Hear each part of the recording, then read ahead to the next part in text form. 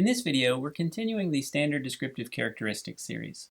There are 8 standard descriptive characteristics for each motion, and in this video we will be covering the characteristic known as second, which tells us whether the motion we looked up requires a second. This standard descriptive characteristic is the most straightforward, generally consisting of either the phrase must be seconded or does not require a second.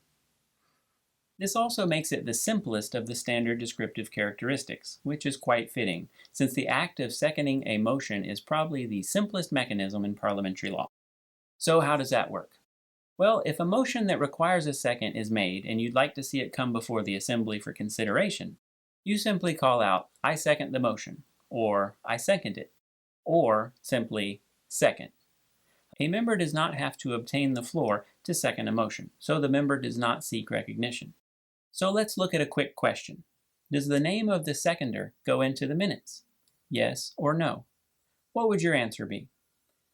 Pause the video if you'd like more time. The correct answer is no, the name of the seconder does not go into the minutes. Often, time will be wasted in a meeting trying to verify the name of the seconder just so the secretary can add it to the minutes, when in actuality, many members may have called out second, and the name of a seconder doesn't belong in the minutes anyway. Robert's Rules of Order states the following. The name of the maker of a main motion should be entered in the minutes, but the name of the seconder should not be entered unless ordered by the assembly. In most cases where the name of the seconder is entered in the minutes, it is done as a product of the organization's not realizing that the rules provide otherwise, and not realizing that the name of the seconder does not belong in the minutes. The whole purpose of a second is merely to let the chair know that more than one member wishes to have the motion considered, in which case the chair must place it before the assembly. Now, just because the name of the seconder does not belong in the minutes does not mean that the identity of the seconder is never relevant. Robert's Rules of Order provides that in large assemblies, and especially in those where non-members may be seated in the hall, the seconder stands and without waiting to be recognized states his name, with other identification if appropriate, and says, "Mr. President," or "Mr. Chairman, I second the motion." In this way, a member may identify himself as a member before seconding the motion, because, of course, non-members cannot second motions, and the chair must be sure that the second has come from a member. But still, even in this circumstance, the name of the seconder does not go into the minutes. So what happens if a motion does not receive a second? Well, after ensuring that all members have heard the motion, if the motion does not receive a required second, the chair moves on to the next item of business, and the motion simply dies for lack of a second.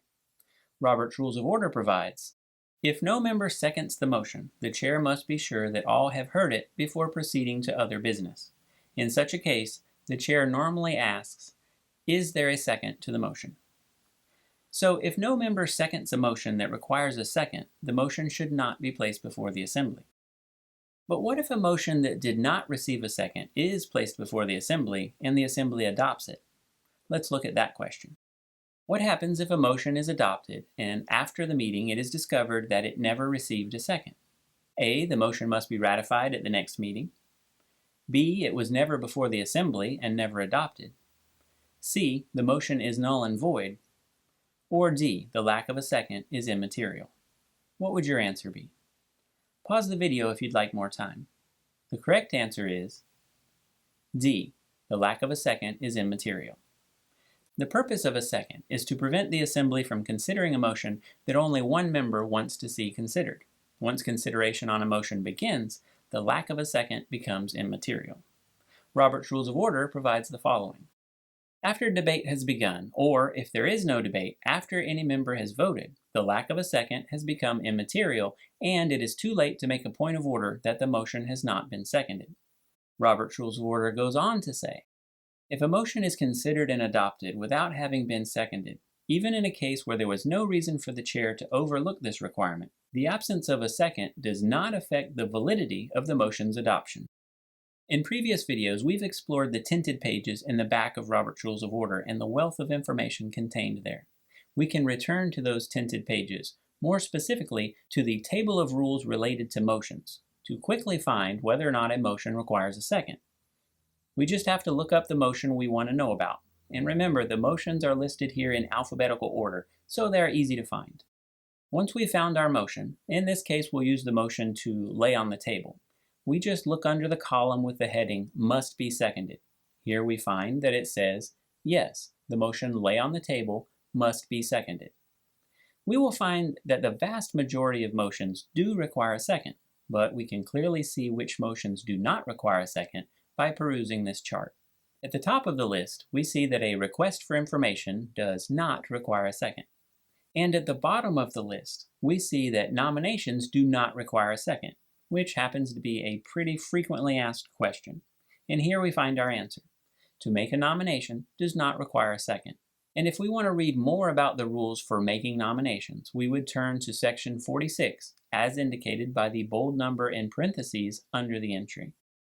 Now, any discussion of whether or not a second is required would not be complete without mentioning two notable exceptions to the requirement for a second.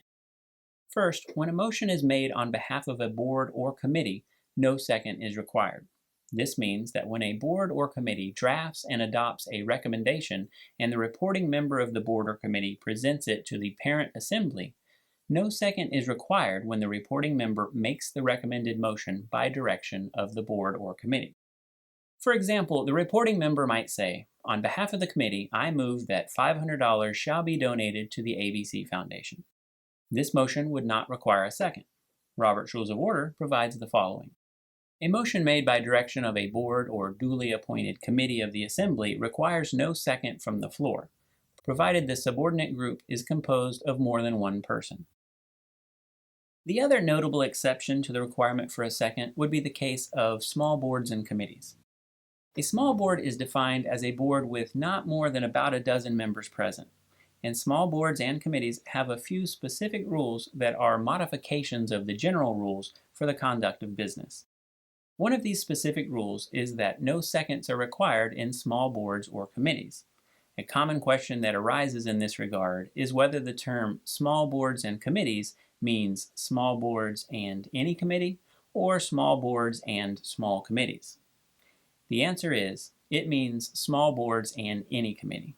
If you're in a small board or a committee of any size, no second is required. So whenever a motion is made in one of these bodies, instead of waiting for a second, the chair simply states the question on the motion.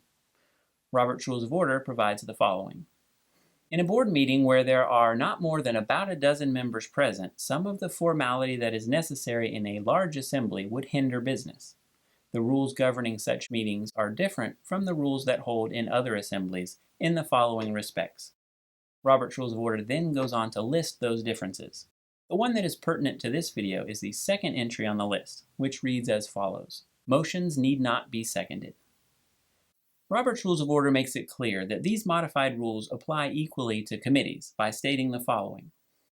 The informalities and modifications of the regular rules of parliamentary procedure listed in 4921 for use in small boards are applicable during the meetings of all standing and special committees, unless the committee is otherwise instructed by the society.